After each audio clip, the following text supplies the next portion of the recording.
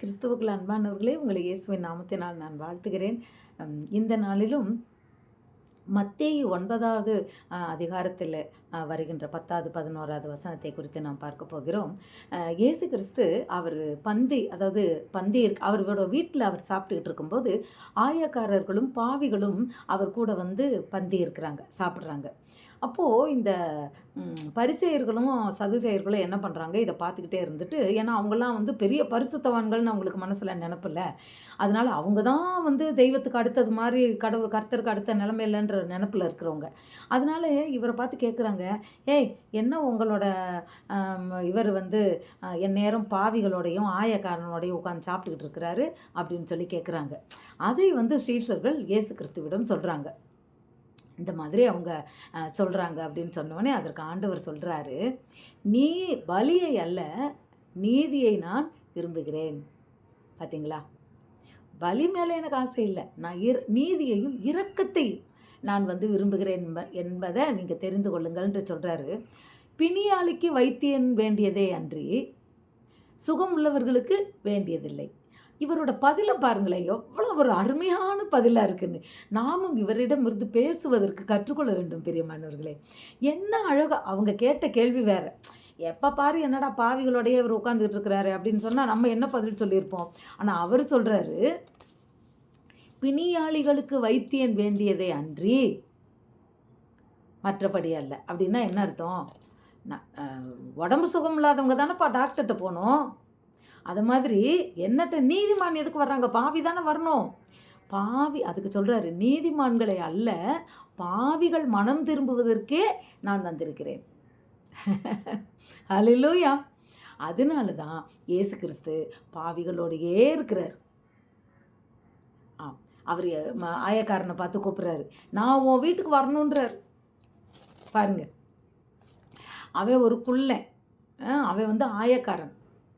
அவனை பார்த்துட்டு சொல்கிறாரு, சகேயுவே நான் இன்னைக்கு உன் வீட்டுக்கு வரணும்.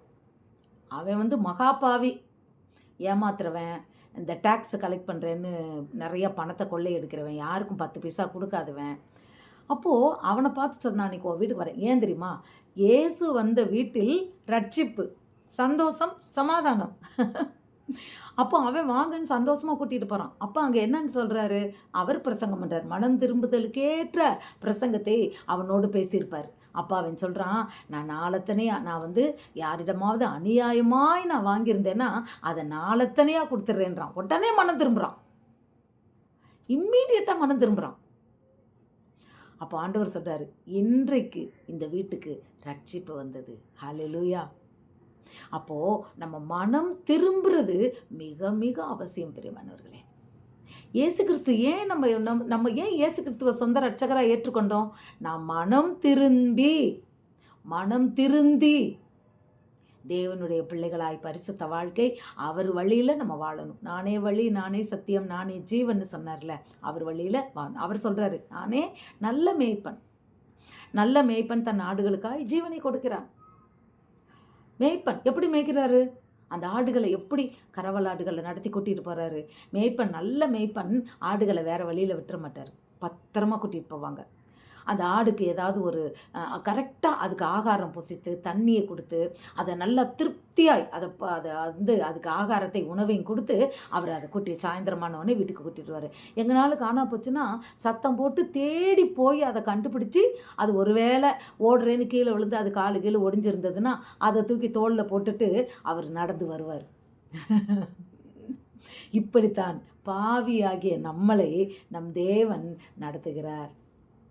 நாம் செய்கிற எல்லாவற்றையும் இல்லை, அவர் போஷிக்கிறார், நம்மை பாதுகாக்கிறார். நம்ம வேறு வழியில் போனாலும் அவர் சத்தம் போட்டு நம்மளை அழைக்கிறார், நம்மை அவருடைய பாதையில் நடத்துகிறார். சகேவை போல நாம் மனம் திரும்பும்போது இன்றைக்கு இந்த வீட்டுக்கு ரட்சிப்பு கிடைத்ததுன்னு சொன்னது போல நம் குடும்பத்திற்கு ரட்சிப்பு உண்டாகும். அதுதான் முக்கியம். அந்த கிடைத்த ரட்சிப்பை நாம் என்ன செய்யணும்? ஆண்டவர் வருகின்ற வரை அதை நாம் காத்து கொள்ள வேண்டும். சும்மா ரட்சிப்புன்றது ஒரே நாளில் மேஜிக் மாதிரி நடந்துடுறது அல்ல. நடக்கும், மனம் திரும்பணும். ஆண்டவர் என்ன சொல்றாரு? நான் மறுபடியும் பிறக்கணும்னு சொல்றாங்கல்ல.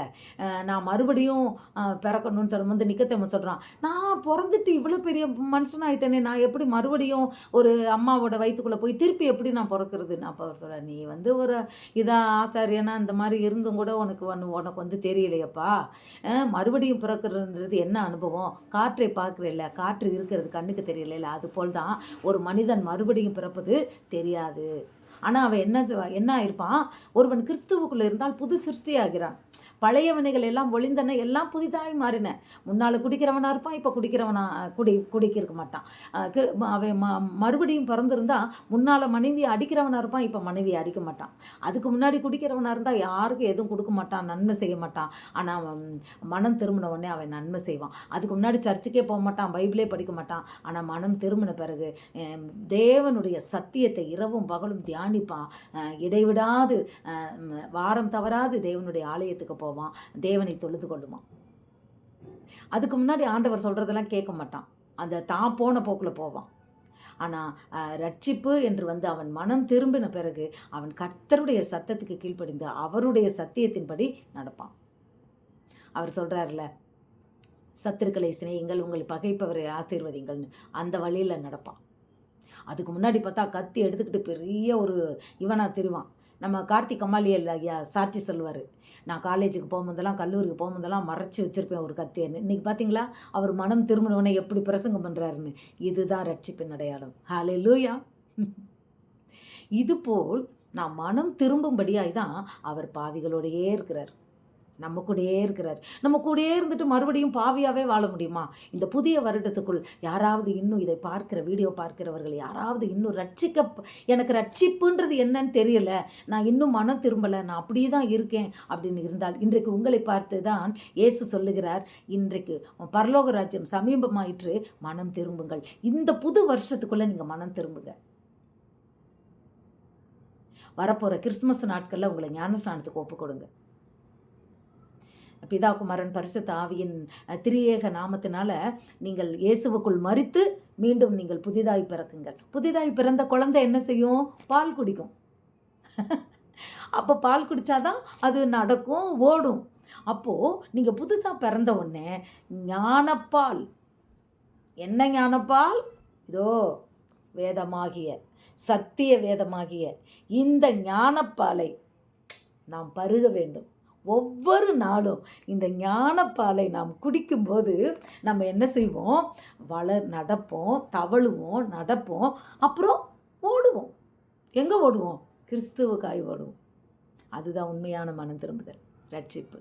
இன்றைக்கு கர்த்தர் நம்மை பார்த்து சொல்லுகிறார், மனம் திரும்ப அவசியமில்லாத நீதிமான்களுக்காக நான் வரல, மனம் திரும்புகிற ஒரு பாவி நிமித்தம் பரலோகத்தில் சந்தோஷம் உண்டாயிருக்கிறதுன்னு சொல்றாரு. அந்த பரலோகத்தில் சந்தோஷம் உண்டாகும்படியாய் இந்த நாளில் நாம் மனம் திரும்ப, நாம் மனம் திரும்பி நாம் வந்து நீதிமானாய் மாற, ரட்சிக்கப்பட, நாம் தேவனுடைய பிள்ளையாய் மாற நம்மை அர்ப்பணிப்போமா?